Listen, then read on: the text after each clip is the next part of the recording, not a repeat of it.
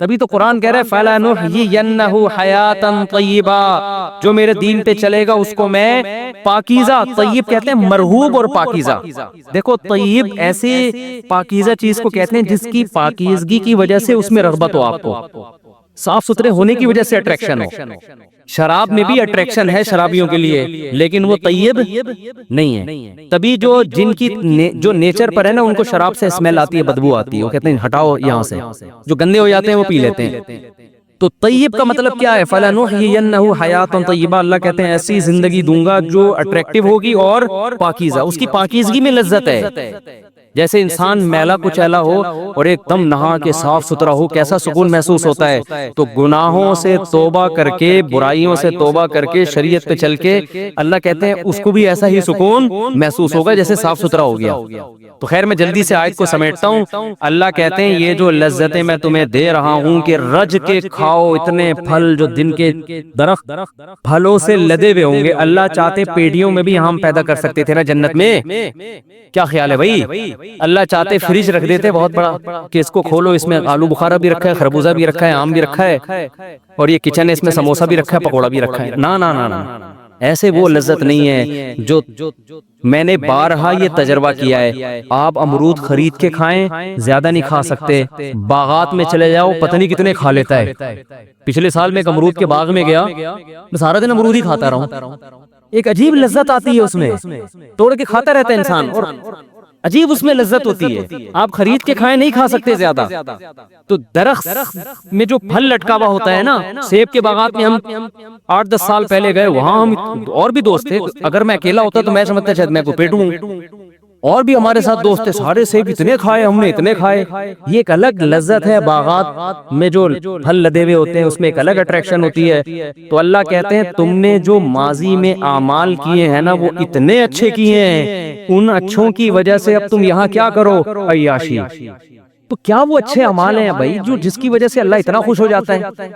وہ کیا اچھے اعمال ہیں؟ تو وہ اچھے اعمال میں بیسک کیا ہے؟ برائیوں سے بچنا، اسی کو اچھا عمل کہا ہے۔ سمجھتے ہو کہ نہیں سمجھتے؟ فحش فلمیں دیکھنا چھوڑ دے انسان، یہ برائی ہے۔ بد نظری کرنا چھوڑ دے، زنا کرنا چھوڑ دے، شراب پینا بولو داڑھی کٹانا چھوڑ دے، نماز قضا کرنا چھوڑ دے، ماں باپ کے ساتھ بدتمیزی چھوڑ دے، رشتہ داری توڑنا، جتنے بھی گناہ ہیں، یہ میں اپنی طرف سے نہیں کہہ رہا، قرآن کہہ رہا ہے ان تجتنبوا کبائر ما تنہون عنہ، جن گناہوں سے تمہیں روکا جا رہا ہے ان میں بڑے بڑے گناہوں سے اگر تم بچ گئے، نکفر عنکم سیئاتکم، چھوٹے چھوٹے کیا کر دوں گا؟ معاف۔ واہ بھائی واہ، سمجھ میں آ رہی ہے بات؟ یعنی اللہ خود اس کو برائی بھی کہہ رہا ہے، لیکن کہہ رہا ہے اگر چھوٹی ہے تو کوئی بات نہیں یہی بات بھائی۔ گورنمنٹ جب قانون بناتی ہے تو گورنمنٹ یہ آپشن دیتی ہے کہ یار یہ لا ہے، لیکن اگر یہ اس لا کی کوئی توڑ بھی دے تو کوئی مسئلہ نہیں ہے، یہ والا لا توڑے گی تو مسئلہ۔ گورنمنٹ سے پوچھیں گے بھائی کوئی بھی لا توڑو گے سزا ملے گی، چاہے چھوٹا لا بنائے اس لیے جاتے کہ اس کو فالو کیا جائے۔ اللہ کی رحمت دیکھو، اللہ کہہ رہے ہیں چھوٹے گناہ میں بھی ہونی تو سزا چاہیے تھی، لیکن تم بڑے چھوڑ دو گے تو میری رحمت بھی تو ہے نا، تو چھوٹے موٹے کیا کروں گا؟ چھوٹے موٹے معاف کا مطلب بغیر توبہ کے، کیونکہ توبہ کے ساتھ تو بڑے بھی معاف ہو جاتے ہیں۔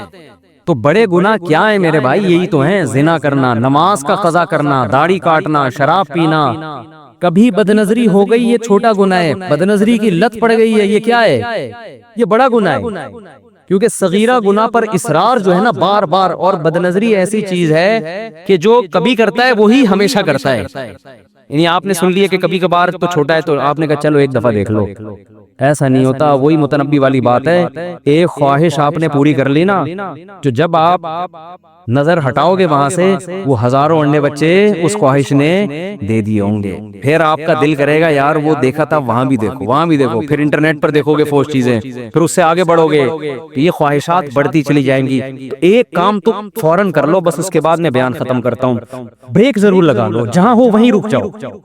اصل تو یہ کہ کبیرہ گناہ میں انٹرنیٹ پر فحش فلمیں اور یہ جو ہینڈ پریکٹس وغیرہ کی اللہ معاف فرمائے لت پڑ گئی ہے لڑکوں کو، اور یہ جو اس طرح کی بیہودہ حرکتیں بہت زیادہ ہو گئی ہیں۔ نماز فجر کی تو اکثر لوگ قضا کر رہے ہوتے ہیں۔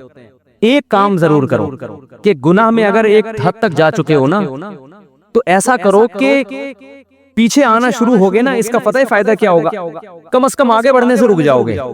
ایک آدمی نے مجھے کہا کہ یار مجھے فحش فلمیں دیکھنے کی عادت ہے، میں جب دیکھتا ہوں میں توبہ بھی کرتا ہوں، صدقہ بھی کرتا ہوں، روزے بھی رکھتا ہوں، سزا بھی دیتا ہوں، صحیح رو رو کے توبہ کرتا ہوں، پھر دوبارہ دیکھ لیتا ہوں، پھر توبہ کرتا ہوں اور ایسا لگتا ہے اب کبھی نہیں ہوگا، اور اب میں ہمیشہ کے لیے بچ گیا اور صدقہ بھی کیا، سزا بھی دی، روزہ بھی رکھا، پھر کر لیتا ہوں۔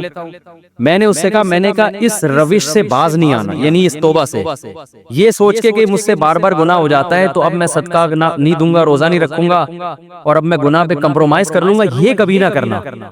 سمجھ میں آ رہی ہے بات میں کیا کہنا چاہ رہا ہوں؟ بے شک بار بار گناہ ہو رہا ہے لیکن بار بار توبہ بھی تو ہو رہی ہے نا۔ ٹھیک ہے گناہ چھوٹ نہیں رہا، یہ غلط ہے، اصل تو یہ کہ چھوڑو اس کو، لیکن میں نے کہا اگر یہ کہہ کے توبہ یا صدقہ یا سزا دینا چھوڑ دی نا تو پھر اس سے آگے جاؤ گے۔ ابھی اس سزا کی وجہ سے وہیں بریک لگی ہوئی ہے آپ کی۔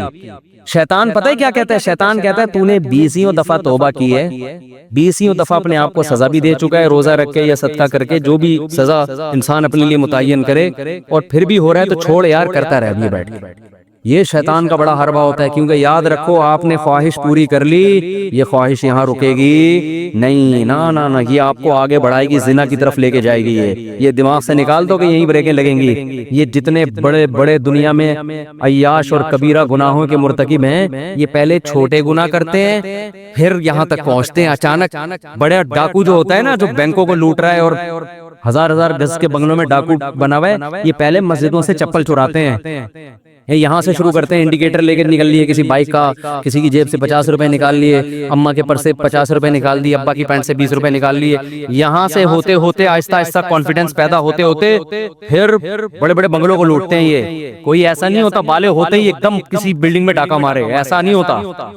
اگر آپ نے گناہ سے توبہ نہیں کی اور اپنے اوپر جرمانہ دے کے، اور پھر میں نے کہا بھائی جب آپ کو یہ فحش فلموں کی عادت پڑ چکی ہے تو نیٹ استعمال نہ کرو میرے بھائی، آپ کمرہ بند کر کے نہ بیٹھو، ایسی جگہ کمپیوٹر نہ رکھو جہاں تنہائی ہوتی ہے، بہت ساری چیزیں ہیں اور بھی اس کے بہت نسخے ہیں، طریقے ہیں، بھی میں اس کی ڈیٹیل میں نہیں جا رہا۔ تبلیغ میں وقت لگاؤ 4 مہینے کے لیے، تاکہ ایک طویل عرصے تک جب اس سے دور رہو گے تو دور رہنے کی عادت، جیسے گناہ کرتے کرتے کرنے کی عادت ہوتی ہے، دور رہتے رہتے رہنے۔ ایک صاحب نے مجھے بتایا میں 4 مہینے کے لیے گیا اور میری یہ عادت بالکل چھوٹ گئی تھی، واپس آیا پھر مجھ پر اتنا غلبہ ہوا میں نے پھر یہ گناہ کر لیا۔ اب وہ مایوس ہو گیا، یار 4 مہینے لگانے کا بھی کوئی فائدہ نہیں۔ میں نے کہا نا، یہ 4 مہینے تک اتنا دور رہے ہو نا تو یہ شیطان نے بہت تمہارے دل میں وہ جمع کر دیا تھا ایک گناہ کا جذبہ، وہ اس سے کبھی بھی یہ نہ کہنا کہ 4 مہینے کا فائدہ نہیں ہوا، ہو گیا فوراً توبہ کرو، چلے کے لیے نکل جاؤ، لڑو بھائی، ہتھیار ڈال دیے تو جہنم کی آگ ہے، لڑتے رہے تو شاید اللہ بخش دے گا۔ نہیں آئی بات؟ میرا خیال ہے لڑتے لڑتے مر گئے نا، بخشش کا چانس ہے، اللہ کہے گا اپنی طرف سے پوری کوشش کر رہا تھا، یہ کچھ اللہ بھی تو کرے گا نا۔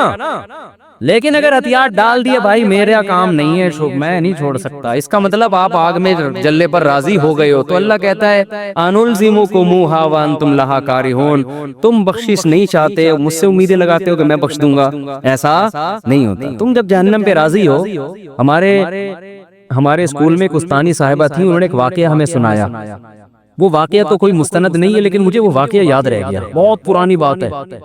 اچھا وہ ہماری ٹیچر بھی بڑی لبرل قسم کی تھی، وہ پردہ وردہ بھی نہیں کرتی تھی، بہت ہی لبرل، لیکن کچھ ہوتے دنیا دار ہیں لیکن ایسی کوئی سبق کی بات کہہ کے چلے جاتے ہیں، وہ انسٹال ہو جاتی ہے دماغ میں۔ انہوں نے واقعہ سنایا، یہ واقعہ کوئی مستند نہیں ہے، میں نے کسی مستند کتاب میں نہیں پڑھا، لیکن اس سے جو سبق مل رہا ہے نا، وہ سبق کیا ہے؟ وہ سبق بالکل ٹھیک ہے۔ تو میں اس نیت سے سنا رہا ہوں کہ واقعہ ہو سکتا ہے ہو بھی، ہمارا علم ایسا تو نہیں ہے کہ ساری کائنات کا ہمیں علم ہے، ہو سکتا ہے وہ کسی مستند کتاب میں، مستند روایت میں۔ تو انہوں نے کہا کہ ایک عورت سے کوئی گناہ ہو گیا، بدکاری ہو گئی، وہ موسیٰ علیہ السلام کے پاس آئی اور کہنے لگی کہ مجھ سے ایک بہت بڑا جرم ہو گیا ہے، آپ اللہ سے پوچھ کے بتاؤ کہ کیا میرا وہ جرم معاف ہو جائے گا اگر میں سچے دل سے توبہ کروں اور دوبارہ کبھی اس گناہ کے قریب نہ جاؤں۔ تو موسیٰ علیہ السلام نے کوہ طور پہ اللہ سے پوچھا تو اللہ نے کہا کہ ہاں اس عورت کو بول دو کہ اگر سچی توبہ کر لی اور دوبارہ کبھی کرنے کا ارادہ نہیں ہے تو معاف۔ اچھا اس عورت نے گناہ نہیں بتایا کہ کیا ہوا، تو اس عورت نے کہا موسیٰ علیہ السلام سے کہ چھوٹا گناہ نہیں ہے، بہت بڑا گناہ ہے، دیکھ لو، اللہ سے دوبارہ پوچھو، شاید آپ کو بات سمجھ میں آئی نہیں ہے، چھوٹا موٹا نہیں ہے۔ یعنی وہ عورت بھی حیرت تھی اتنا بڑا گناہ کیسے معاف ہو جائے گا بھائی، تو اللہ سے دوبارہ پوچھو. تو موسیٰ علیہ السلام نے دوبارہ پوچھا، اللہ نے کہا معاف کر دوں گا اگر یہ سچے دل سے توبہ کر لے. پھر آئے تو اس عورت نے پھر کہا، دوبارہ پوچھے چھوٹا گناہ نہیں ہے. اب دیکھو اللہ معاف کرنا چاہ رہا ہے اور ان کو کیا ہو رہی ہے، تکلیف ہو رہی، ان کو تکلیف ہو رہی. موسیٰ دوبارہ پوچھ کے آؤ. موسیٰ علیہ السلام دوبارہ پوچھ کے، اللہ نے کہا بول دیا بھائی جتنا بھی بڑا گناہ ہو سچی توبہ کر لی، آئندہ نہ کرنے کا عزم معاف. جب تیسری دفعہ پوچھ کے اس عورت نے کہا زنا ہوا ہے مجھ سے، بدکاری ہوئی ہے، یہ کیسے معاف ہوگا؟ دوبارہ پوچھ کے آؤ. یعنی اس عورت نے کہا پورا میں گناہ کا بتا کے بتاؤں نا، ایسے شاید ان کی سمجھ میں نہیں آ رہا ہے. تو موسیٰ علیہ السلام اللہ کے پاس گئے، وہ کہہ رہی بدکاری ہوئی. اللہ نے کہا اب نہیں معاف کروں گا میں، اب میں اس کو معاف نہیں کروں. تو پتہ نہیں مستند ہے نہیں ہے، لیکن اس سے جو میسج مل رہا ہے وہ کیا مل رہا ہے کہ جب آپ خود اس پہ راضی ہو گئے کہ یار یہ میری سمجھ میں نہیں آ رہا کیسے معاف ہوگا، اور پتہ نہیں اللہ، یعنی آپ اپنے گناہ کو اللہ کی رحمت سے کیا سمجھ رہے ہو، بڑا سمجھ رہے ہو. تو اللہ کہتا ہے جب تجھے یہ اعتراض ہو رہا ہے کہ میں معاف نہیں کر سکتا تو پھر جاؤ، پھر جہنم میں جلنے کا شوق ہے تو جاؤ نا. بھائی جس کو جہنم کا خوف ہے اس کو تو تھوڑی سی امید بھی کافی ہے یا نہیں ہے؟ تھوڑی سی امید بھی کافی ہے اس کے لیے، یار تھوڑی سی بھی کہیں سے سرا مل جائے نا تو اسی سرے کو ہم نے تو بچنا ہے جہنم سے. چاہے بار بار گناہ ہو رہا ہے بھائی اللہ سے کہنا ہے ہم نہیں جا سکتے، ہمیں نہیں چاہیے جہنم، چاہے میرے سے 100 دفعہ معاف کرنا ہے تجھے، صحیح ہے نا، ہم نہیں، ہمیں سے برداشت نہیں ہوتا. تبھی تو حدیث میں آتا ہے کہ اللہ سے یوں نہ دعا کرو اے اللہ تو چاہے تو معاف کر دے، چاہے تو معاف نہ کرے، تو چاہے تو میری دعا قبول کر لے. تو کہا کہ اللہ جو چاہے گا وہی ہوگا. ہم نے دعا میں اللہ سے مانگنی اللہ تو نے یہ کام کرنا ہے، باقی اللہ تو کرے گا وہی جو اس کی چاہے. لیکن بھائی ہم یہ نہیں کہہ سکتے اے اللہ ایکچولی میں چاہتا تو ہوں جہنم سے بچنا، تو اگر چاہے تو مجھے بچا لے جہنم سے.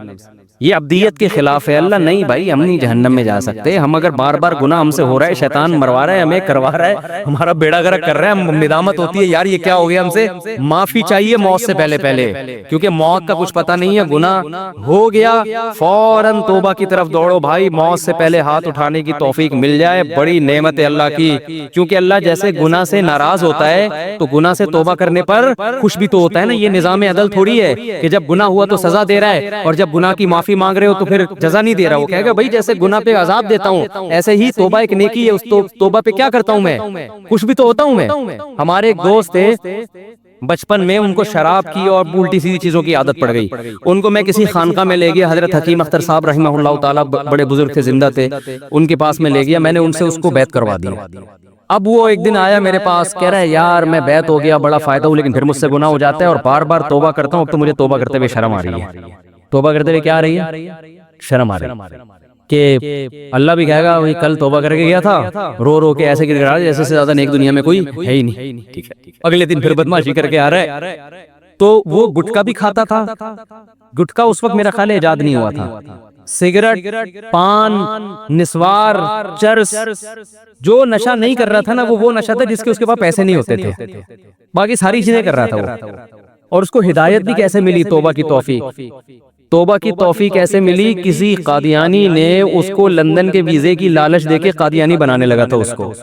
اچھا ہم سے آ کے قادیانیوں کے فیور میں بات کرتا تھا. میں اسے سمجھاتا تھا بھائی مرزا غلام احمد قادیانی جھوٹا نبی ہے، ایمان کیوں بیچ رہا ہے تو؟ ہمارا دوست تھا نا، اس کو ہم سمجھا رہے یار تو شراب کباب سے اب یہاں بھی تو ایمان بیچ رہا ہے، کیا کر رہا ہے؟ اتنی بحث ہوتی نہیں، بات سمجھ میں آتی. ایک دن آیا میرے پاس، میں جمعرات کو نا میری چھٹی ہوتی تھی مدرسے کی، میں گھر آتا تھا تو وہ ملنے کے لیے آ گیا. مجھے کہتا ہے آپ سے ضروری بات ہے. اندھیرے میں لے گیا، وہاں پیچھے کئی جو ہے نا وہ نئی آبادی بن رہی تھی، وہاں نئی نئی سڑکیں بچھی تھی، آبادی وہاں اندھیرے میں لے گیا. کہہ رہا بھائی میں توبہ کرتا ہوں قادیانیت سے، احمدیت سے، میری توبہ. میں نے کہا اللہ یہ کیسے ہدایت دی بھی، کیا ہوا؟ کہہ رہے یار جس قادیانی نے ناظم آباد میں ایک بڑا سیٹ تھا مالدار، وہ مجھے اس نے لالچ دی بھی تھی کہ یو کے کا ویزا دلوا دوں گا، قادیانی ہو جاؤ، اور میں ویزے کے لالچ میں، اور مجھے کہتے ایک دن کیا ہوا مجھے اپنے گھر میں لے کر گیا. اندر 50 سال اس کی عمر تھی. کہہ رہا اتنا خوبصورت ہینڈسم آدمی تھا وہ. اندر بیٹھا ہوا ہے، میں باہر ہوں، نکل ہی نہیں رہا. گھنٹہ ہو گیا، 2 گھنٹے ہو گئے، باہر ہی نہیں آیا. اس کے بیٹوں کو بلایا، دروازہ کھولا تو ہارٹ اٹیک ہوا ہوا ہے، اوندا پڑا ہوا ہے اور منہ سے خون نکل رہا ہے. کہہ رہا ہے میں کانپنے لگا. میں نے کہا بھائی یہ دنیا کا انجام کیا ہے؟ یہ انجام ہے جس مال کے پیچھے میں بھاگ رہا ہوں. یعنی اس کے دل میں تو لالچ تھی نا کہ لندن کا ویزا ملے گا، یہ ہوگا وہ ہوگا. کہہ رہا میں نے کہا یار یہ دنیا ہے. 2 منٹ نہیں لگے اس آدمی کو جو مجھے جنت کے باغات دکھا رہا ہے دنیا میں، خود اس کا اپنا انجام کیا ہوا ہے؟ تو کسی کے ساتھ بھی موت ہو سکتی ہے نا. 50 سال کا ینگ آدمی، ایسے ہی موتیں ہوتی ہیں، آپ دیکھ لو. کھڑے کھڑے لوگ گر جاتے ہیں. کہہ رہے میں نے کہا یار میں اپنا ایمان بیچ رہا ہوں یار ان پیسوں کے پیچھے، کل میرا بھی یہی انجام ہوگا. تو اس کے الفاظ میں بتا رہا ہوں. قادیانی اعتراض کریں گے کہ یار یہ کیسی باتیں کر رہا ہے. میں اس کے الفاظ بتا رہا ہوں جو میں نے خود سنے ہیں. قادیانی اس کو مانے نہ مانے یہ ان کا مذہب ہے. وہ کہتا ہے میں جب دفنانے کے لیے، کیونکہ دوستی تھی نا، جب ان کو دفنانے کے لیے گیا ہوں، کہہ رہے مجھے قبرستان کے نیچے اللہ کی قسم ایسا لگ رہا تھا جیسے آگ جل رہی ہے، اور سب آگ میں، اور اس کو آگ میں پھینک رہے ہیں یہ لوگ. مجھے ایسا محسوس ہو رہا تھا. تو یہ بتاتے ہوئے بھی بڑا جذباتی ہو رہا تھا. ہم نے کہا چلو آپ کو ہماری باتیں سمجھ میں نہیں آئی، لیکن اللہ نے آپ پر رحم کیا. اب اس کو توبہ طائب کیا خیال پیدا ہوا نا، جب آدمی یو ٹرن لیتا ہے تو پھر پورا نیک بننے کی کوشش کر رہا ہے. یار میں شراب چھوڑنا چاہتا ہوں، یہ نسوار چھوڑ، حالانکہ نسوار تو حرام نہیں ہے، لیکن میں سب چیزیں چھوڑنا چاہتا ہوں. تو میں اس کو لے گیا حضرت حکیم اختر صاحب رحمہ اللہ تعالیٰ کے پاس، کیونکہ یہ شاعرانہ مزاج تھا اس کا. تو حضرت کی بھی شعر و شاعری بہت ہوتی تھی. اب جب اس نے ان کا بیان سنا ہے تو یہ پھوٹ پھوٹ بہت اثر ہو رہا تھا دل پہ نا. تو کہہ رہے یہ تو سارا میرے بارے میں بیان ہو رہا ہے. تو کیونکہ بدنظری کا اس کو ایسا چیمپئن تھا نا، یہ کبھی کوئی انٹی کہیں سے گزرے اور یہ نہ دیکھے، یہ ایسا ہوتا نہیں تھا. یہ خود بتاتا ہے یار یہ عورت میری ایسی مجھ سے بہت کلوز تھا. کہہ رہا عورت میری کمزوری ہے بھائی، کہیں سے انٹی گزر رہی ہے گھر تک پہنچا کے آتا تھا اس کا. اب ان کا پورا بیان بدنظری کے خلاف، یہ وہاں چیخ رہا ہے نا، لوگ بھی اس کو دیکھ رہے ہیں. خیر ہم نے بیعت کرا دیا. اب توبہ طائب کر لی اس نے. تھوڑے دن میں پھر کہتا ہے میں گھر آتا ہوں، مجھ سے پھر گناہ ہو جاتا ہے. بار بار جب ہوا نا تو مجھ سے ملا، کہنے لگا یار اب تو مجھے توبہ کرتے ہوئے کیا شرم آ رہی ہے. اللہ بھی کہے گا کل رو دھو کے گیا ہے، توبہ کی، اب دوبارہ کیا کر رہا ہے، اب دوبارہ تجھے شرم نہیں آتی معافی مانگنے آ گیا. تو میں اس کو دوبارہ لے کر گیا. اللہ کی قدرت، حضرت حکیم اختر صاحب رحمہ اللہ تعالی، میرے تو شیخ حضرت مفتی رشید احمد صاحب تھے، لیکن میں اس کی وجہ سے ان کے پاس چلا گیا. تو وہ بیان میں کہنے لگے یہ اہل اللہ ایسے ہوتے ہیں کہ بعض آپ کے دل میں جو بات ہوتی ہے نا، یہ وہی زبان سے اکثر ان کی بیان میں نکل رہی ہے. انہوں نے کہا کہ دیکھو جب تم سے گناہ ہوتا ہے نا، توبہ ٹوٹتی ہے، اس وقت شرم آنی چاہیے. توبہ کرتے ہوئے شرم نہ کھاؤ، توبہ توڑتے ہوئے شرم آنی چاہیے. توڑتے ہوئے شرم آنی رہی ہوتی ہے بھائی، اور دوبارہ توبہ کرتے ہوئے آ رہی ہے. ہونا تو یہ چاہیے جب توبہ کر کے گیا ہے تو دوبارہ گناہ کرتے ہوئے شرم آئے نا کہ یار کل کتنا رو دھو کے گیا ہوں اور اللہ سے معافیاں مانگی ہیں. اس وقت شرم نہیں آ رہی ہے، شیطان گئے. تو انہوں نے کہا بار بار توبہ ہو جائے، توبہ کرتے ہوئے شرم مت کرو، اس لیے کہ توبہ نیکی ہے، نیکی کرتے ہوئے شرم نہیں آنی چاہیے. توبہ توڑنا گناہ ہے، گناہ کرتے ہوئے شرم آنی چاہیے. میں نے کہا لے بھیا ہو گیا نا، تیرے اشکال کا جواب مل گیا.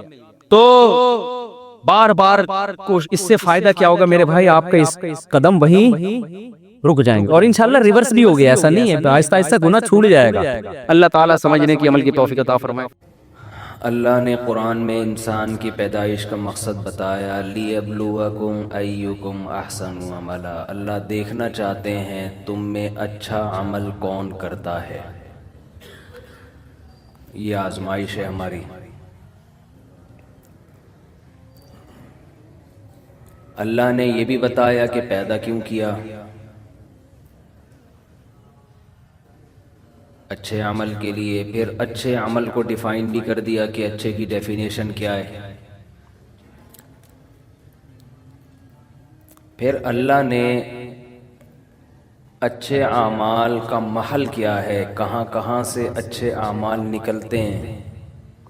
اس کو ہم قسمیں بھی کہہ سکتے ہیں. اچھے اعمال کی 2 قسمیں بیان کر دی. وَذَرُوا ظَاهِرَ الْإِثْمِ وَبَاطِنَهُ. ظاہری گناہوں کو بھی چھوڑو اور باطنی گناہوں کو بھی چھوڑو. یعنی ظاہر میں بھی اچھے ہو جاؤ اور باطن میں بھی اچھے ہو جاؤ. آپ کو پتہ ہے کہ اسلام میں طہارت پہ بہت زور دیا گیا ہے، صفائی پہ، طہارت پہ. اگر ہم یوں کہیں کہ اسلام نام ہے طہارت کا، یعنی اسلام کا مقصد ہی یہی ہے کہ بس انسان پاک بن جائے بس، اور جو پاک بنے گا اسے اچھا کہیں گے. تو اگر ہم یوں اسلام کو ڈیفائن کریں تو یہ بالکل صحیح ڈیفینیشن ہے اسلام کی، کہ اسلام نام کس چیز کا ہے؟ طہارت کا.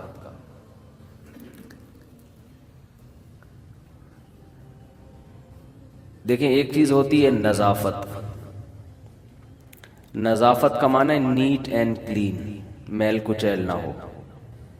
آپ کے کپڑے میلے تھے، مٹی لگی ہوئی تھی، آپ نے دھو کے صاف کر دیے، یہ کیا کہلائے گا؟ یہ عمل عربی میں نظافت.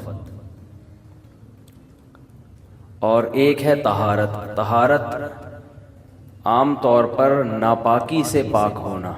سمجھتے ہیں کس سے پاک ہونا؟ ناپاکی سے. اگرچہ طہارت میل کچیل سے پاکی کو بھی طہارت کہتے ہیں، لیکن عام طور پہ طہارت کا مطلب ہوتا ہے ناپاک چیز سے اپنے آپ کو پاک کرنا. جیسے آپ کے جسم پہ کوئی گوبر لگا ہوا تھا، پیشاب لگا ہوا تھا، مرغی کی بیٹ لگی ہوئی تھی، اس طرح کی کوئی چیز جب آپ اپنے جسم سے دور کرتے ہیں یا کپڑوں سے دور کرتے ہیں تو اسے کیا کہا جاتا ہے؟ طہارت. لیکن طہارت کا معنی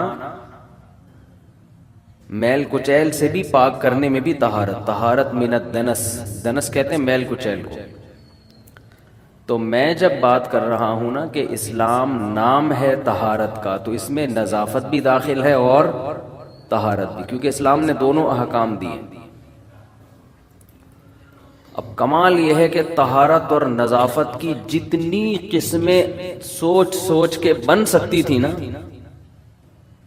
اسلام نے ان تمام قسموں کو اختیار کرنے کا حکم دیا ہے. مثلا کپڑوں کو میل کچیل سے پاک رکھنا، یہ بھی طہارت ہے. کپڑوں کو پیشاب سے پاک رکھنا، ناپاکی. ناپاکی کو ہم یوں کہہ سکتے ہیں اسمیل والی چیزیں، جو گندگی. دیکھیں مٹی میل کچیل تو ہے لیکن مٹی میں اسمیل نہیں ہوتی خاص گندگی، گندی.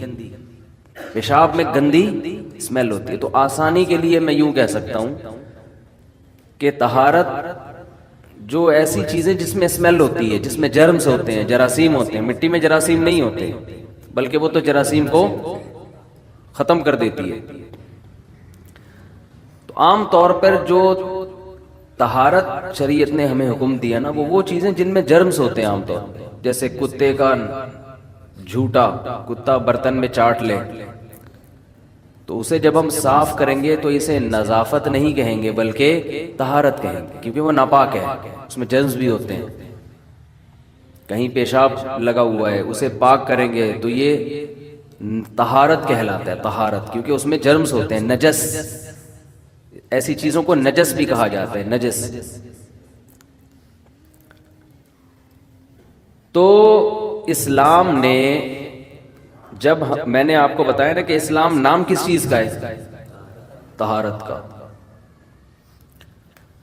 تو طہارت کی جتنی، یعنی آپ اپنے آپ کو جتنے مختلف لحاظ سے پاک صاف کر سکتے تھے، آپ نے جب کر لیا تو آپ کامل مسلم، کامل مومن کہلائیں گے اللہ کی نظر میں. ہر لحاظ سے اپنے آپ کو نیٹ اینڈ کلین کر دیں. اب میں وہ بتاتا ہوں کن کن لحاظوں سے کرنا ہے آپ نے اپنے آپ کو نیٹ اور کلین. ہمارے ہاں نیٹ کلین ایک ہی سمجھا جاتا ہے، بس نہا دھو کے آیا ہوا ہے اوپر سے. اب تو نہانا دھونا بھی اس میں شامل نہیں ہے. اب تو صاف ستھرا انسان اسے کہتے ہیں 3 پیس سوٹ ٹائی میں اس کے کپڑوں پہ کوئی میل کچیل کا نشان نہ ہو، اور سوٹ بھی اس نے بلیک پہنا ہوا ہو کہ اگر میل ہو بھی تو نظر نہ آئے، دیکھنے میں نظر نہ آ رہا ہو بس، باقی وہ کتنا ہی سڑا ہوا ہو. سفید کپڑوں کا رواج اب ختم ہو گیا ہے، اس لیے کہ وہ گندے ہو جاتے ہیں تو پتہ چل پکڑا جاتا ہے آدمی. اسلام میں لائٹ کلر کو، وائٹ کلر کو اور لائٹ کلر کو پسند کیا گیا ہے. اس کی ایک بڑی وجہ ہے کہ وہ فوراً پکڑائی میں آتا ہے کہ میلا ہے یا سچی مچی کا صاف ہے یا جھوٹی موٹی کا صاف. بلیک کپڑوں میں کیا پتہ چلے گا کہ یہ سچی مچی کا صاف ہے، جھوٹی موٹی کا صاف ہے؟ پتہ چلے گا؟ نہیں پتہ چلتا. اسلام سچی مچی کی صفائی کا قائل ہے، اس لیے وائٹ کلر کو پسند کیا گیا. جب بات آتی ہے وائٹ کلر کی، وائٹ کپڑوں کی، تو بعض لوگ آج کل متجددین یہ اشکال بھی کرنے لگے ہیں کہ یہ کوئی سنت عمل نہیں ہے، نبی نے ترغیب دی ہے لیکن دوسرے کلر بھی پہننا سنت ہے. نبی صلی اللہ علیہ وسلم ہر کلر کے کپڑے سوائے سرخ کلر کے، آپ نے ہر کلر کے کپڑے پہنے. او بھائی نبی نے جو ہر کلر کے کپڑے پہنے اس کی وجہ یہ ہے کہ وہ دور نہیں تھا کہ ہر آدمی کو سفید کپڑا میسر ہوتا، غربت کا دور تھا، اس میں ایک کپڑا مل جانا بڑی بات تھی، اس میں پھر وائٹ ہی، اس لیے نبی نے جو بھی رنگ آ گیا پہن لیا، اس میں تکلف نہیں کیا ہے کہ وائٹ ہی کہیں سے لایا جائے، اس پہ جیسے نبی نے جو آ گیا کھا لیا نا سامنے، اس لیے کہ کھانا ہی نہیں ملتا تھا، تو اب اتنی غربت تھی۔ آپ نبی صلی اللہ علیہ وسلم گھر جا کے یہ نہیں پوچھتے تھے کہ کیا پکا ہے، یہ پوچھتے تھے کہ کچھ ہے یا نہیں ہے کھانے کا۔ سمجھتے ہیں؟ ہم تو جا کے پوچھتے ہیں کہ آج کھانے میں کیا ہے، مطلب کی چیز ہے تو کھا لیں گے، نہیں تو چلو یار کہیں اور سے کھا لیں گے، ہوٹل پہ کھا لیں گے، پیزا منگوا لیں گے، کچھ منگوا لیں گے۔ وہ دور گیا جب مائیں چمٹے لے لے کے بچوں کو کھانا کھلاتی تھیں، ہماری والدہ تو جو پکا ہے تیرا باپ بھی یہی کھائے گا، وہ ونس اپون اے ٹائم۔ اب تو مائیں بچوں سے پوچھ کے کھلا رہی ہوتی ہیں کہ آپ کیا کھانا بھی پسند فرمائیں گے کہ نہیں، بچہ کہتا ہے یہ کھانا تو وہ نبی صلی اللہ علیہ وسلم گھر میں تشریف لاتے تو پوچھتے کہ کیا پکا ہے، یہ نہیں پوچھتے کہ کھانا ہے یا نہیں، پکا بھی نہیں پوچھتے، کیونکہ بعض دفعہ کھجوریں ہی کھانی ہیں، وہ پکتی تھوڑی ہیں، بس جو ہے کھانے کو، چاہے پکی ہوئی چیز ہے یا کچی ہے، کھانے کو ہے تو لاؤ۔ امی عائشہ کہہ دیتی ہاں ہے، کھا لیتے، کہہ دیتی نہیں ہے، روزے کی نیت کر لیتے، چلو بھائی شام تک ویسے ہی نہیں ہے تو ثواب کیوں ضائع کیا جائے، بھائی نیت کر لو روزے کی، آج روزہ ہے ہمارا۔ تو جیسے نبی کا کھانے کے بارے میں معمول تھا نا کہ مل گیا تو شکر ادا کرو، تو ایسے ہی کپڑے میں بھی یہی تھا کہ جو کلر مل گیا پہن لو، سفید کا تکلف یہ بھی نہیں کیا۔ لیکن جب لوگوں کے حالات اچھے ہو گئے، معاشی ترقی ہو گئی ہے، اب جب کھانے میں تکلف کیا جاتا ہے کہ یہ کھاؤں گا یہ نہیں کھاؤں گا، حالانکہ وہ سنت نہیں ہے، تو کپڑے میں تکلف میں کیا حرج ہے؟ کیونکہ اس میں تو آپ نے حکم دیا البسو ان من احسن ثیابکم البیض او کما قال صلی اللہ علیہ وسلم، تمہارے سب سے کپڑوں میں سب سے اچھے سفید ہیں۔ تو اس لیے بہتر یہ ہے، میں کوئی فرض واجب نہیں قرار دے رہا، بہتر یہی ہے کہ رنگ میں کون سا کلر استعمال کریں، مرد وائٹ کلر استعمال کریں، افضل ہے، یہ نبی نے ترغیب دی ہے۔ اور نبی نے کیوں ہر طرح کے پہنے اس کی وجہ بیان کر دی۔ آپ کچھ دن وائٹ کپڑے پہنے، میرے بھی آف وائٹ ہیں، وائٹ نہیں ہے، لیکن آپ کچھ دن وائٹ کپڑے پہنے، مزہ نہ آئے پیسے واپس، آپ کو کلر والے کپڑوں سے الجھن شروع ہو جائے گی، اتنا انسان کو طہارت نورانیت محسوس ہوتی ہے سفید کپڑوں میں، اور صاف رہنے کی عادت پڑنی شروع ہو جائے گی آپ کو، اس لیے کہ وائٹ کپڑے آپ میلے کر نہیں سکتے، وہ کریں گے پکڑے جائیں گے نا، ہر آدمی چاہ رہا ہے میں کروں سب کچھ، پکڑا نہ جاؤں میں مسئلہ سارا یہ ہے، دیکھنے میں صاف ستھرا لگوں۔ ہاں کبھی سفر میں ہے، جنگل میں ہے، صحراؤں میں ہے، وہاں پھر سفید کپڑوں کو صاف رکھنا بہت مشکل ہوتا ہے، وہاں بار بار دھونا کے تکلف، تو یعنی کام کا ڈریس آپ کا وہ سفید نہ ہو، لیکن نارملی افضل یہ ہے، نبی صلی اللہ علیہ وسلم نے ترغیب دی ہے کہ کون سا لباس پہنا جائے، سفید، یہاں تک فرمایا کہ مردوں کو بھی کس میں دفناؤ، سفید میں، حالانکہ مردہ تو اب ہماری نظروں سے اوجھل ہو رہا ہے، لیکن جب تک ہمارے سامنے وائٹ کر کے بھیجیں گے ہم اس کو، سمجھتے ہو کہ نہیں سمجھتے؟ تو یہ جو اسلام نے وائٹ کا حکم دیا، اس کی بیس کیا ہے؟ صفائی، اس کی بیس کیا ہے؟ اسلام صفائی پہ بہت حریص ہے۔ تو میں یہ کر رہا تھا کہ صفائی کی جتنی، جس کو ہم طہارت یا نظافت، میں نے بتایا طہارت سے مراد نظافت بھی اس میں داخل ہے، تو جتنی قسمیں صفائی کی ہو، اب ہم طہارت مشکل لفظ ہے، اردو کا لفظ صفائی استعمال کرتے ہیں تاکہ آسانی سے سمجھ میں آئے بات۔ اپنے آپ کو کلین کرنے کی جتنی قسمیں تھی نا، اسلام نے حکم دیا ان تمام لحاظ سے اپنے آپ کو صاف رکھو، نیٹ اور کلین ہو جاؤ۔ تو میں یہ کر رہا تھا، صفائی شروع ہوتی ہے کپڑوں سے، اسلام نے حکم دیا کپڑوں کو پاک بھی رکھا جائے اور صاف بھی رکھا جائے، جمعے کے دن خاص طور پر غسل کا حکم دیا۔ نمبر 2 صفائی ہوتی ہے باڈی کی، باڈی کو اسلام نے صاف رکھنے کا حکم، یہ نیت کر لیں ہم رکھیں گے، ایسا نہیں ہے کہ یہ صرف نالج کے لیے ایک بیان چل رہا ہے۔ اور اس میں بھی اسلام نے دوسرے قوموں سے امتیازی احکام دیے ہیں ہمیں، زیر ناف بالوں کی صفائی کا حکم دیا، بغلوں کے بالوں کی صفائی کا حکم کو رکھو نہیں، یہ بال رکھنے کی چیز نہیں ہے۔ غسل براجم کا حکم دیا، جوڑوں کے دھونے کا حکم، ابو داؤد کی حدیث، یہ جو جوڑ ہوتے ہیں نا جن پہ میل جم جاتا ہے، آپ صلی اللہ علیہ وسلم نے اس کو الگ سے صاف رکھنے کا حکم دیا ہے۔ حق علی کل مسلم ان یغتسل کل اسبوع مرہ، آپ صلی اللہ علیہ وسلم نے فرمایا ہر مسلمان پر لازم ہے کہ ہفتے میں کم از کم ایک مرتبہ وہ غسل کرے۔ تو یہ ہے جسم کی صفائی۔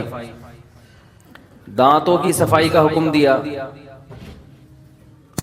دانتوں کی صفائی اتنا زیادہ حکم دیا کیونکہ دانت سب سے زیادہ انسان کے خراب ہوتے ہیں۔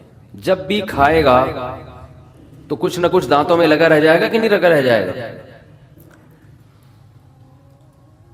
بار بار حکم دیا مسواک کرنے کا۔ یہ بات خوب سمجھ لیں، کھانے کے بعد مسواک نہیں ہے، کھانے کے بعد خلال کا حکم ہے۔ خلال کا مطلب جو کچھ دانتوں میں پھنس گیا ہے آپ اس کو دھاگے سے نکالیں۔ ہمارے نبی صلی اللہ علیہ وسلم کھجور کی چھال کا جو تنکا ہوتا ہے نا اس سے خلال کیا کرتے تھے۔ سمجھتے ہیں کہ نہیں سمجھتے؟ اور خلال میں جب بھی کھانا کھائیں تو اس کے فوراً بعد خلال، یہ سنت ہے نبی صلی اللہ علیہ وسلم کی۔ ہمارے شیخ حضرت مفتی رشید احمد صاحب رحمہ اللہ تعالیٰ کھانے کے بعد باقاعدہ شیشے کے سامنے کھڑے ہو کر خلال کرتے تھے، دانتوں میں جو کچھ پھنسا ہے اس کو نکالا جائے، اس سے دانتوں کی لائف بڑھ جاتی ہے۔ لیکن یہ ابھی میرا موضوع نہیں ہے، چھوٹی سی بات کر کے میں ٹاپک کی طرف آتا ہوں۔ خلال کی بات آئی ہے، بہت سے لوگ دانتوں میں خلال اس طرح سے کرتے ہیں کہ دانت کا بیڑا غرق کر دیتے ہیں، اتنے بڑے بڑے کھڈے سوراخ دانتوں میں کر دیتے ہیں، تیلیاں گھسیڑ رہے ہوتے ہیں اندر نا، یوں کر جیسے کوئی گٹر لائن ہے جو تم صاف کر رہے ہو۔ اس سے اور خلا پیدا ہو جاتا ہے، مسوڑوں کے اندر خلا پیدا ہو جاتا ہے اور چیزیں پھنسنا شروع ہو جاتی ہیں۔ تو دانت کے خلال کا طریقہ یہ ہے کہ آپ بہت اوپر اوپر سے کریں، زیادہ گھسیڑے نہیں اندر، اس میں کوئی چیز پھنسی ہوئی ہے نا، اوپر والے دانت میں کیا کرنا ہے، اوپر سے نیچے کی طرف، نیچے سے اوپر نہ لے کے جائیں۔ نیچے والے دانت میں کیا کرنا ہے، یہ چیزیں عام طور پہ نوجوانوں کو پتہ نہیں چلتی، وہ کر کر کے نا دانتوں کا بیڑا غرق کر چکے ہوتے ہیں، اور سنت کے نام پہ نیچے والے دانت میں نیچے سے اوپر، اوپر والے دانت میں اوپر سے نیچے، اور گھسیڑنا نہیں ہے اندر، ہلکا ہلکا۔ اور بہتر تو یہ ہے کہ دھاگے آج کل آ رہے ہیں نا، کیا کہتے ہیں اس کو، ڈینٹل فلوس، اس کے ذریعے آپ کر سکتے ہیں۔ تو یہ نا یہ کیا، یہ کیا، ایک بات۔ دوسری بات، کھانا کھا کے نا سب کے سامنے نہ شروع ہو جائے کریں۔ ایسا بھی ہم نے دیکھا، دعوت کھائی، ادھر ادھر دانت کس طرح ان کے سامنے، اس کو گھن آتی ہے سامنے والے کو، تو کیا کر رہا ہے؟ تمیز بھی کوئی چیز ہوتی ہے نا جو مارکیٹ میں شارٹ ہوتی جا رہی ہے۔ تو آپ نے ٹوتھ پک سے اگر خلال کرنا ہے تو ہاتھ رکھ لیں یہاں پہ، ایسے کریں، سامنے والے کو اپنا مسکراتا ہوا چہرہ نہ دکھائیں، اس کو گھن آئے گی اس سے۔ سمجھتے ہیں کہ نہیں سمجھتے؟ بچوں کو بچپن سے ان چیزوں کا عادت ڈالنے چاہیے۔ ہم لوگوں کو دیکھ رہے ہیں اتنے دانت خراب ہو رہے ہیں، اتنے دانت۔ اللہ کا شکر ہے میں زندگی میں ایک دفعہ ڈینٹسٹ کے پاس گیا ہوں، وہ بھی اپنی غلطی سے نہیں، وہ بھی اس لیے کہ عقل داڑھ ٹیڑھی نکل گئی تھی۔ اب وہ تو قدرت کی طرف سے ہے نا، وہ قدرت کی طرف سے، ورنہ آج کل ہم دیکھ رہے ہیں کہ ہر دوسرا آدمی کہاں جا رہا ہے، ڈینٹسٹ۔ حالانکہ ٹوتھ پیسٹ بھی کر رہے ہیں، رگڑ بھی رہے ہیں صبح شام۔ اتنے دانتوں کی صفائی کے پہلے لوگوں کے پاس آلات نہیں تھے جتنے اب ہیں، بیڑا غرق ہو رہا ہے دانتوں کا۔ اس کی وجہ یہ ہے کہ تمیز سے کام تھوڑا کیا جائے وہ اچھا ہوتا ہے۔ بغیر تمیز کے صبح شام رگڑتے رہو گے، تیزاب سے بھی گلیاں کرتے رہو گے، فائدہ نہیں ہوگا۔ سمجھتے ہو کہ نہیں سمجھتے؟ تو آپ نے ایک تو نیم کی مسواک استعمال کریں۔ نیم کی مسواک بہت بہترین چیز ہے دانتوں کے لیے۔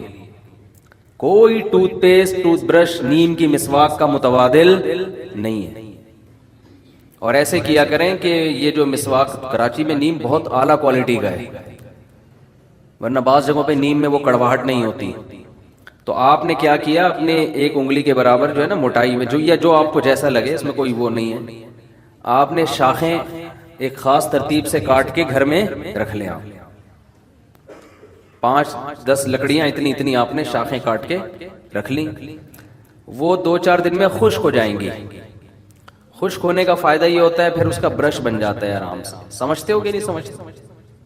تو آپ نے کیا کرنا ہے، صبح جب اٹھے آپ تو وہ نیم کی مسواک، نبی صلی اللہ علیہ وسلم صبح اٹھتے ہی اٹھنے کی دعا پڑھتے، الحمدللہ الذی احیانا بعد ما اماتنا والیہ النشور. تمام تعریفیں اس اللہ کے لیے ہیں جس نے ہمیں موت کے بعد دوبارہ زندہ کیا. کتنا اچھا لگتا ہے اٹھتے ہی سب سے پہلے انسان اللہ کا نام لے.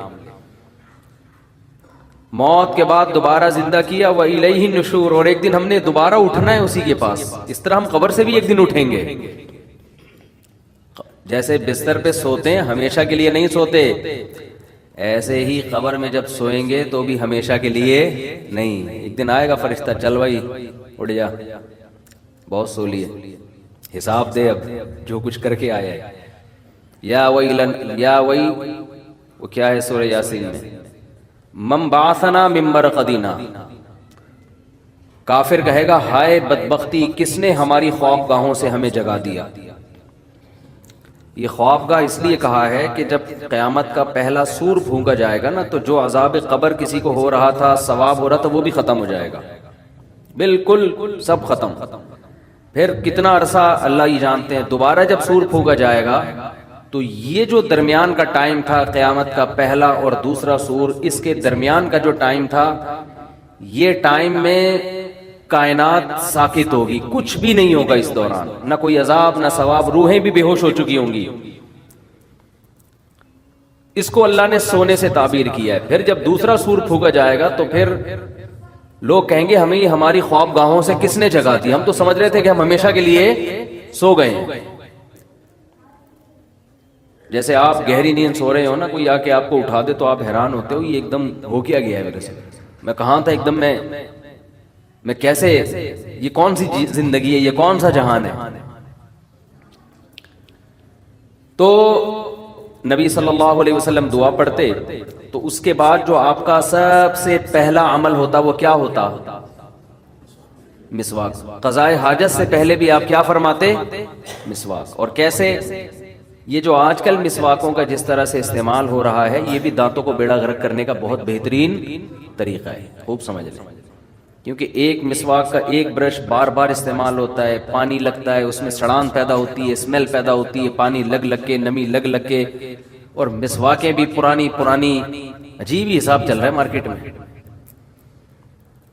اور کچھ مسواکیں تو ایسی ہیں ان میں مسواک کے علاوہ سب کچھ ہے، ڈنڈیاں ہیں، وہ مشہور بہت ہیں جی. یہ زیتون کی مسواک ہے، ٹھیک ہے استعمال کرتے ہیں لوگ، زیتون کی نہ کرنے سے بہتر ہے، لیکن وہ نیم کی مسواک استعمال کریں. یا پیلو کی مسواک نہیں ہوتی جو بہت تیز ہوتی ہے. تو خیر آپ نے کیا کرنا ہے، نیم کی مسواک سرانے رکھ کے سو گئے. جب صبح اٹھتے ہی دانتوں میں چبا کے اس کو گول گول کرنا.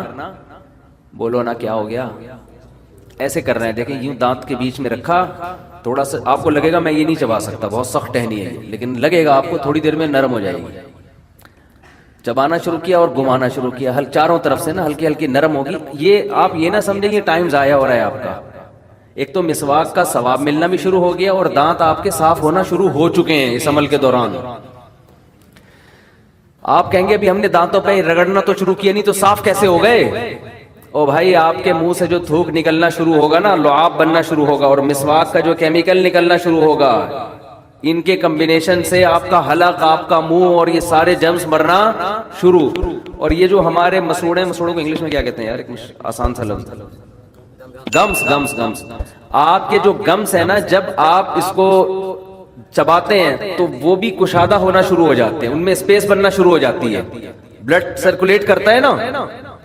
جب مسواک کو آپ چبانا شروع کرتے ہیں تو آپ کے دانتوں میں بلڈ کی سرکولیشن بڑھے گی کہ نہیں بڑھے گی؟ ابے جب چلو گے تو ٹانگوں میں سرکولیشن بڑھتی ہے نا، ہاتھ سے وزن اٹھاؤ گے تو ہاتھ میں بلڈ کی سرکولیشن، تو جب چبانا شروع کرتے ہو تو سرکولیشن بڑھتی ہے. تو آپ کے جو گمس ہیں وہ مسواک کا کیمیکل جذب کرنے کے لیے ریڈی ہو جاتے ہیں. یہ پورا ایک نیچرل پروسیس ہے جو برش میں نہیں ہوتا. برش کو چبایا نہیں آتا، برش گڑ کیا رکھ دیا، وہ بھی صحیح ہے، وہ ایسا نہ ہو وہ بھی چھوڑ دیں، نہ ہونے سے 1000 گنا بہتر ہے، کچھ تو کریں. لیکن مسواک کا الٹرنیٹ نہیں ہے برش. اور مسواک کا جو کیمیکل بالکل آرگینک ہے. آپ کو پتا ہے آج دنیا میں آرگینک چیزوں کی قدر بڑھتی جا رہی ہے. یہ جو کیمیکل ٹوتھ پیسٹ میں ڈالے جاتے ہیں، ہمیں کیا پتا کل تحقیق سے ثابت ہو کہ بیڑا اسی وجہ سے غرق ہو رہا تھا. ٹھیک ہے، میں نہیں کہہ رہا، میں کسی ٹوتھ پیسٹ پہ الزام نہیں لگا رہا، لیکن یہ انسانوں کی بنائی ہوئی چیزیں صحیح بھی ہو سکتی ہیں، فائدہ مند بھی ہو سکتی ہیں، اور سائیڈ افیکٹ بھی ہو سکتے ہیں. پیغمبر کبھی ایسی چیز استعمال نہیں کرتے جس میں 1% بھی نقصان کا پہلو، کیونکہ پیغمبروں کی گائیڈنس کہاں سے ہوتی ہے؟ اللہ کی طرف سے. ہر پیغمبر نے مسواک استعمال کی ہے. اگر اس مسواک میں نقصان ہو رہا ہے تو آپ کا اپنا قصور ہے، آپ استعمال غلط طریقے سے کر رہے ہو اس کو. تو آپ نے کیا کرنا ہے میرے بھائی؟ دانتوں کے درمیان میں رکھ کے اس کو ہلکا ہلکا چبانا ہے اور گول گول گھمانا ہے، یہاں سے بھی اور لیفٹ سائڈ، تاکہ دونوں جبڑے آپ کے استعمال ہوں. تو اس سے کیا ہوگا کہ آپ کے گمز میں وہ کیمیکل جذب کرنے کی صلاحیت بڑھے گی، اور آپ کے دانت تیار ہو جائیں گے کہ ہمیں صاف کرو. بالکل جیسے ہم جب کھانا کھاتے ہیں تو چباتے ہیں تو معدہ ہمارا نگلنے کے لیے تیار ہو جاتا ہے، اور وہ کیمیکل پہلے سے چھوڑنا، بغیر چبائے نکلیں گے تو ہضم نہیں ہوتا.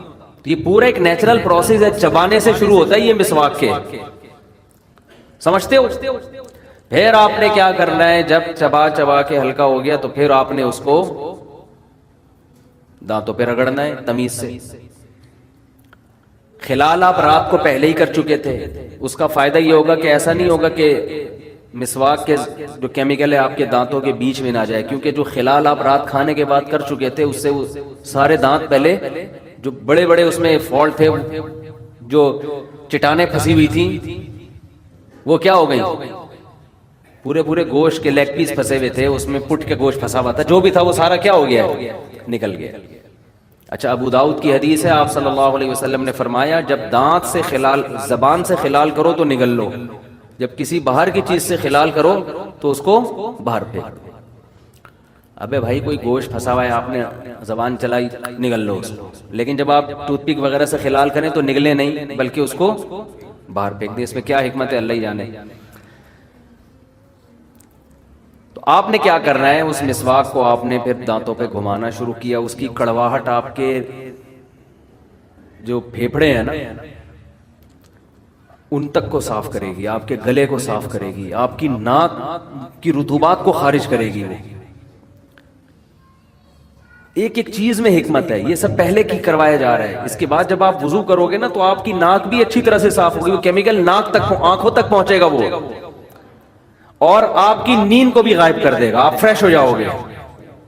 سمجھتے ہو؟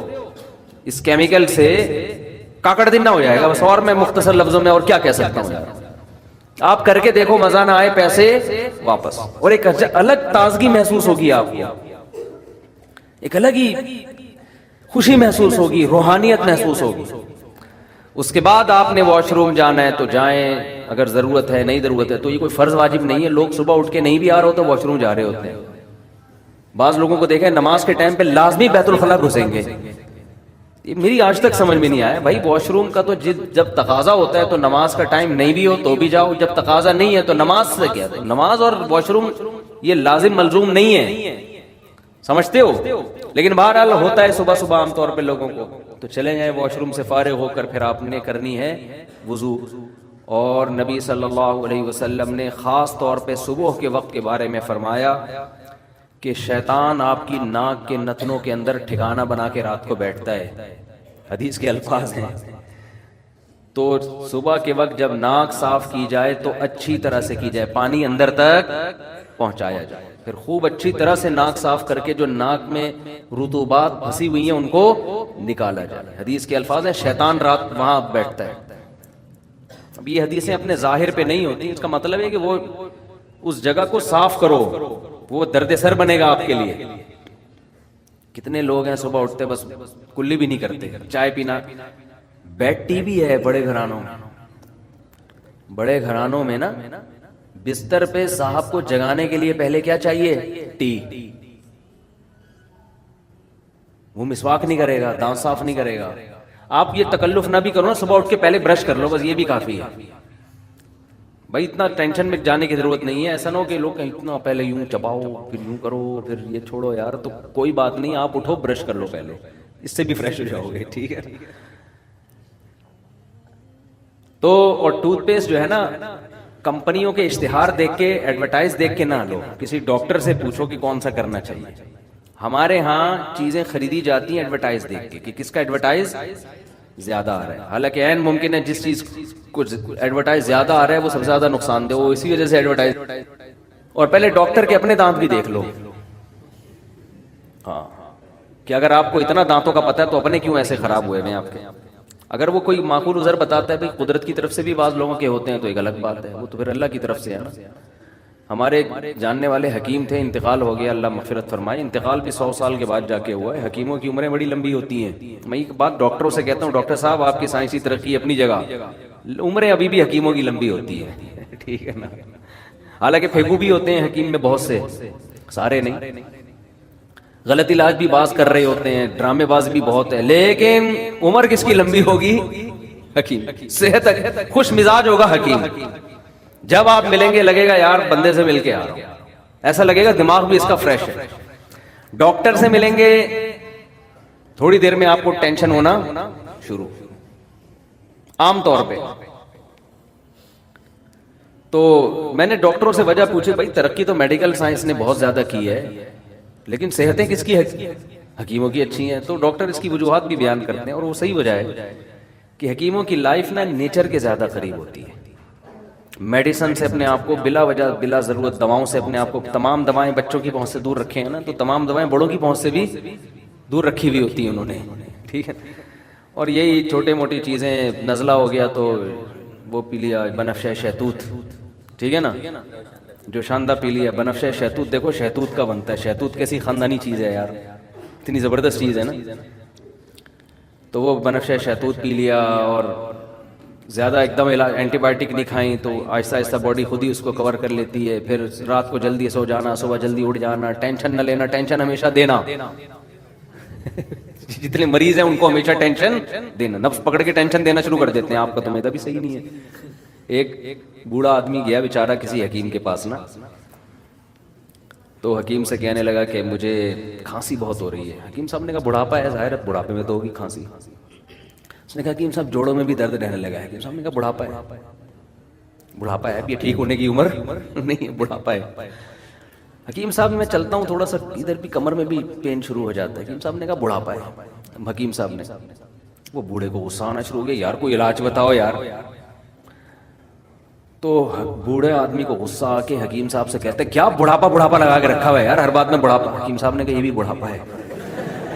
جو آپ کو غصہ آ گیا نا، ایک دم ایکسائٹڈ ہو رہے ہو. تو دیکھو کیا کر رہے ہیں، ٹینشن دے رہے ہیں. ایسے ایسے نسخے بتائیں گے، آدمی کہے گا بھائی یار میں بیماری ٹھیک. ایک حکیم صاحب کے پاس، ہمارے جاننے والے حکیم تھے، ان کے پاس ایک پیشنٹ گیا، کہنے لگا کہ کیلشیم کی کمی ہے نا. حکیم صاحب نے کہا اچھا نسخے بڑے خاندانی ہوتے ہیں بعضوں کے پاس، لیکن وہ کون بنائے بیٹھ کے. حکیم صاحب نے کہا یہ جو انڈا ہے نا اس کا چھلکا، مجھے پورا بھی یاد بھی نہیں، 15-20 سال پرانی بات ہے. یہ انڈے کا چھلکا لو، چھلکے کو کھرل کرو، کھرل کر کے پتہ نہیں کون سا اس میں کشتا ملاؤ، پھر اس کو مٹکے کے اندر دفن کر دو. 6 مہینے بعد نکالو، پھر اس میں پتہ نہیں اتنا دودھ ملاؤ، کیا کرو، وہ اتنا لمبا. اس نے کہا میں ہڈیوں کے کیلشیم کے بغیر ہی ٹھیک ہوں، میں ہڈیوں سمجھ رہے. لیکن بہرحال بیاض کبیر نام کی ایک کتاب ہے حکمت پر، ہندوستان میں لکھی گئی ہے، بہت خاندانی کتاب ہے. اس سے آپ کو اندازہ ہوگا کہ حکیموں کی ریسرچ کتنی ہوا کرتی تھی، کتنی ریسرچ ہوا کرتی تھی. تو آج دیکھو کیسے کیسے عطائی 2 نمبر قسم کے لوگ اس فیلڈ میں گھس گئے ہیں. لیکن کتابیں پڑھ کے خود سے نہ کھانا شروع کر دیں کیلشیم کے لیے. جب تک یا تو کسی ڈاکٹر سے دوا لیں سیدھا سیدھا انسان کے بچوں کی طرح، یا کوئی صحیح ریلائبل حکیم ہو جو کسی ادارے سے پڑھا ہوا پراپر. ادارے کے پڑھے ہوئے آدمی میں غلطی کا امکان کم ہوتا ہے. پیچھے پورا انسٹیٹیوٹ ہے، ادارہ ہے، وہ کوئی ایسی چیز مارکیٹ میں نہیں لائے گا جو کسی کو پتہ ہی نہیں ہے. اچھا خیر ہم کہاں سے چلے گئے؟ تو نبی صلی اللہ ہمیں یہ بتا رہا تھا کہ آپ صبح اٹھ کے جب اس طرح سے خاندانی طریقے سے مسواک کریں گے، مزہ نہ آئے پیسے واپس، آپ کے منہ میں خوشبو پیدا ہوگی. دیکھو ٹوتھ پیسٹ کی خوشبو نہیں ہوتی، ٹوتھ پیسٹ آپ کے منہ کی بدبو کو دور تو کر دیتا ہے لیکن اس میں خوشبو نہیں ہوتی. مسواک والے جو ہوتے ہیں نا ان کے قریب جاؤ، ایک الگ سے آپ کو اچھی اسمیل آئے گی، اس میں ایک الگ سے معدے تک کو فائدہ پہنچاتی ہے نیم کی مسواک، پیٹ کو فائدہ پہنچاتی ہے. تو میں یہ کر رہا تھا کہ یہ بھی ایک صفائی کی قسم ہے، اسلام نے اس کو بھی فوکس کیا. لباس کی طہارت، جسم کی طہارت، لباس کی طہارت میں بھی وہ والی طہارت. دیکھو دنیا کس طہارت کی قائل ہے لباس میں؟ آپ نے دیکھا ہوگا غیر مسلم لوگ پیشاب کے بعد استنجا نہیں کرتے، وہ قطرے شلوار پہ ٹپکتے رہیں، پینٹ پہ ٹپکتے رہیں، انڈر ویئر پہ آتے رہیں، ان کے ہاں اس کا کوئی اہتمام نہیں ہے، ان کی عبادت ہو جاتی ہے. لیکن اسلام نے اس صفائی کا بھی بہت زیادہ حکم دیا. یہ بھی اسلام کی ایک امتیازی حیثیت ہے کہ اسلام نے کہا نا آپ جب پیشاب کریں گے تو جب تک قطرے نکلنا بند نہیں ہو جاتے اس وقت تک آپ کو اٹھنے کی اجازت نہیں. کوئی معذور ہے تو اس کے حکام الگ ہیں، وہمی بھی ہوتے ہیں، وہ پھر وہ قطروں میں ہی لگے رہتے ہیں سارے دن بیٹھ کے نا. تو یہ بتاتے ہوئے بہت ڈر لگتا ہے، لیکن جنرلی جو اصول ہے بھئی ایسا نہیں ہے. یہ قطرے جسم سے نکلیں گے آپ کا وضو بھی ٹوٹے گا اور آپ کے کپڑا بھی کیا ہو جائے گا؟ ناپاک ہو جائے گا. خاص کوانٹٹی سے بڑھ گئے تو نماز بھی نہیں ہوگی. تو اسی وجہ سے مسلمان جو نمازی ہوتے ہیں ایسے نہیں کرتے کہ کہیں بھی پیشاب کیا اور نکل لیے بس. ہم تو دیکھتے تھے نا کہ کسی غیر مسلم ریاست میں کبھی جانا ہو تو گوروں کو دیکھا پیشاب کیا، بیلٹ باندھی، نکل گئے. ابے بھائی تھوڑا سا تو صبر کرو. وہ کہہ رہے ہیں کہ کیا کرنا، صاف تو ہیں، دیکھو کتنا صاف ستھرا. تو اسلام نے یہاں بھی دوسروں کی نسبت مبالغہ کیا ہے. قضاء حاجت کے بعد پانی سے استنجا کا حکم دیا. نہ ہو پانی تو ٹھیک ہے ڈھیلے سے بھی کر سکتے ہیں، لیکن ایک حد تک گندگی ایک جگ پھیلنا شروع ہو جائے تو پانی سے استنجا لازمی کرنا پڑے گا. تبھی تو مسلم شاور کے نام سے مشہور ہو گیا.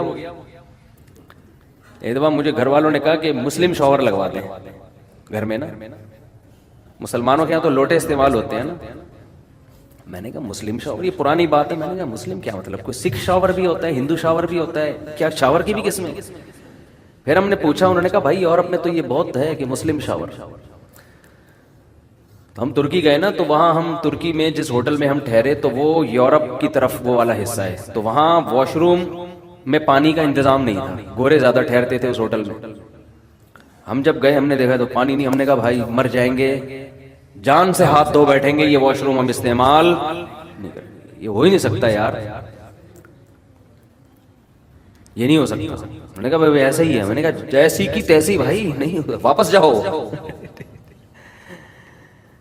تو میرا مقصد کسی قوم کا مذاق اڑانا نہیں ہے. میرا مقصد یہ ہے کہ یہ جو مسلمانوں میں یہ چیز آئی ہے کیا ہے، وجہ کیا ہے؟ طہارت من النجاسات، نجاست سے طہارت ایک الگ کانسیپٹ اسلام نے دیا ہے کہ صرف نیٹ کلین نہیں ہونا آپ نے، وہ چیزیں جو جرمز کا ذریعہ بنتی ہیں ان سے بھی اپنے آپ کو پاک رکھنا ہے. یہاں بھی مبالغے کا حکم دیا. بغلوں کے بال صاف کرنا یہ صرف اسلام کا حکم ہے، کسی اور مذہب میں نہیں ہے. تو میں اصل تو آگے جانا چاہتا ہوں. یہ تو مسواک پہ بات شروع ہو گئی، صفائی پہ بات شروع ہو گئی. اصل تو میں آگے جا رہا ہوں. میں یہ عرض کر رہا تھا کہ طہارت کی اور بہت ساری، دیکھو غیر مسلم صرف دو قسم کی طہارت کا قائل ہے. ایک کپڑوں کو صاف رکھو، ایک باڈی کو صاف رکھو. اس میں بھی اتنا صاف جتنا اسلام نے حکم دیا وہ اس کے قائل نہیں ہے. اس کے آگے کسی اور قسم کی صفائی کے غیر مسلم قائل ہی نہیں ہے. سمجھ رہے ہو؟ حالانکہ صفائی کی اور بہت ساری قسمیں ہیں جس کے اپوزٹ کو قرآن نے نجاست قرار دیا ہے. ان میں سب سے پہلے ہے عقیدے کی صفائی. آپ کا عقیدہ گندا بولو نہیں ہونا چاہیے. عقیدے کی صفائی کے بعد ہے اعمال کی صفائی، عمل صاف کرو. خوراک کی صفائی، خوراک کیا ہونی چاہیے؟ پاک ہونی چاہیے آپ کی. پھر خوراک کی صفائی میں، پھر عمل کی صفائی میں دل کے اعمال کو بھی صاف رکھنا ہے اور جسم سے نکلنے والے اعمال کو بھی صاف رکھنا ہے. یہ والی قسم دنیا میں کسی مذہب نے اس قسم کو چھیڑا ہے ہی نہیں. کہتے ہیں آپ کا جو مرضی آپ کانسیپٹ رکھو، عقیدہ رکھو، آپ کا ہیڈک ہے. ان چیزوں کو انہوں نے اتنا چھیڑا ہے جتنا ان کی دنیاوی زندگی سے، جن کا کمپنی کو جیسے ہے نا کہ وہ کہتے ہیں عمل، اگر کوئی چور ہے تو گندا عمل کر رہا ہے، وجہ اس کی کہ چوری کرنے سے آپ کے کمپنی کو نقصان ہوگا، آپ کے کنٹری کو نقصان ہوگا. تو جتنا ان کے ذاتی مفاد پہ جہاں زر پڑ رہی تھی تو وہاں تک تو انہوں نے کہا کہ عمل کو صاف رکھو. جہاں ذاتی مفاد پہ زد نہیں پڑتی کسی کے تو جیسے مرضی ہو جاؤ آپ، یہ آپ کا ہیڈیک ہے. سمجھتے ہو گے نہیں سمجھتے ہو؟ میں مثالوں سے سمجھاؤں گا تو آپ کو سمجھ میں آئے گا انشاءاللہ. پھر بھی سمجھ میں نہیں آیا تو پھر کہیں اور بیان سنیں جا کے. جس کی بات سمجھ میں آ رہی ہے اس کا سنیں نا. عقیدے کی صفائی کیا ہے؟ میں مثال سے سمجھاؤں گا پھر بتاؤں گا تو بات سمجھ میں آئے گی. آپ کے ایک ابو ہیں، قطب الدین ان کا نام ہے. میں ستار وسیم کی جان چھوڑ کے اب قطب الدین پہ آ گیا ہوں، جو نام ہوتا ہی نہیں نا عام طور پہ. قطب الدین ان کا، کیونکہ ہمارے بھی اپنے کچھ ریلیٹو ستار بھائی نکلے ہیں. ابا آپ کے ان کا نام کیا ہے؟ سبکتگین. اور مشکل کر دو نا تاکہ کسی کا ہو ہی نہیں. سبکتگین صاحب ہیں. ان ابا نے آپ کی خدمت کی، آپ کو پڑھایا لکھایا، ہر جگہ دعوتوں میں محفلوں میں اپنے ساتھ لے کے جاتے، تعارف کرواتے، یہ میرا بیٹا ہے. نادرہ میں بھی نام انہی کا ڈلا ہوا ہے، سب کو پتا ہے دلائل کی دنیا میں یہ ابا ہے. سبکتگین صاحب اس کے ابا ہیں. ایک دن آپ نے اپنے ابا سے کہا ابا میں ابھی تک کنفیوژن میں ہوں کہ آپ بھی میرے ابا ہیں اور شاید وہ والے بھی ابا ہیں. اب بیٹا چاہے ڈیٹول سے نہا کے آیا ہوا ہو، عود کی خوشبو میں نہایا ہوا ہو، آپ بولو گے یہ کانسیپٹ کے لحاظ سے پلید ہے، گندا ہے، معذرت کے ساتھ گالیاں دو گے، غیرت لیس آدمی ہے، یہ نفرت ہوگی. کسی بھنگی اس کی گندگی کی وجہ سے اتنی نفرت کسی صاف ستھرے آدمی کو نہیں ہوگی جتنی آپ کو اس کے عقیدے سے بدبو محسوس ہونا شروع ہو جائے. آپ بولو گے وہ بھنگی تیرے سے اچھا ہے، چمار تیرے سے اچھا ہے. آپ کے دو بیٹے تھے نا، ایک طرح بھنگیوں کی طرح رہتا ہے. آپ کو بتاؤ اسمیل کس میں زیادہ آئے گی؟ اسمیل سے مراد کہ جس اسمیل کی وجہ سے نفرت ہوتی ہے، آپ کو اس کے چہرے سے نفرت ہو جائے گی کہ یار تو کیا کر رہا ہے، تو مجھے باپ ماننے کے بجائے کسی اور کو باپ مان رہا ہے، یا میرے باپ ہونے کا انکار کر رہا ہے. دیکھو انسان کی نیچر ہے ہر بری چیز. دیکھو گندگی سے بھی نفرت کیوں ہوتی ہے کہ وہ بری ہوتی ہے. تو اصل نجاست کیا ہے؟ برائی. وہ اصل نجاست ہے. سلیم الطبع انسان، وہ انسان جو اپنی فطرت پر قائم ہو، اسے گندگی سے محبت ہوتی ہے یا نفرت ہوتی ہے؟ یہ محبت ہوتی ہے، نفرت ہوتی ہے نا. ہاں جو نیچر پہ قائم ہی نہ ہو اسے گندگی سے محبت شروع ہو جاتی. بھنگی کو گندگی سے محبت نہیں ہوتی، نیچر سے ہٹ چکا ہوتا ہے وہ. سمجھ میں آ رہی بات کہ نہیں آ رہی؟ لیکن ایک نارمل آدمی کو ہمیشہ گندگی اور اسمیل بدبو سے کیا ہوگی؟ نفرت. تو یاد رکھو جو آدمی اپنی فطرت پہ قائم ہے اسے برائی سے محبت نہیں ہوتی، برائی سے نفرت، اور برے آدمی سے بھی نفرت. برے آدمی سے بھی اس کا دل اس کی طرف مائل نہیں ہوگا. جب پتہ چلے گا نا یہ آدمی ایسا ہے، چور ہے، تو ایک انسان کی طبیعت اس کی طرف سے کھچتی ہے. دیکھو جب ہم کسی کی تعریفیں سنتے ہیں، یار یہ ایماندار آدمی ہے، یہ کبھی جھوٹ نہیں بولتا، ایک دم جذبات آتے ہیں نا، اس کی طرف طبیعت مائل ہوتی ہے کہ میں بھی جا کے حضرت جی سے کہ ہاتھ چوموں، حضرت جی سے گلے ملوں، اتنے اچھے ہیں.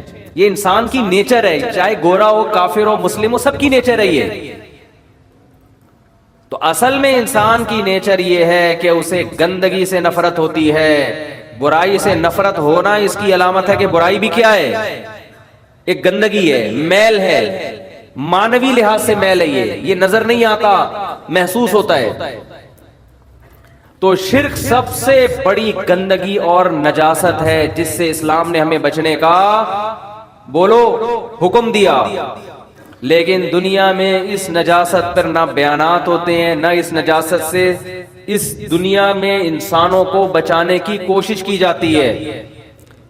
قرآن کہہ رہا ہے انما المشرکون نجس، مشرک نجس ہیں، نجس.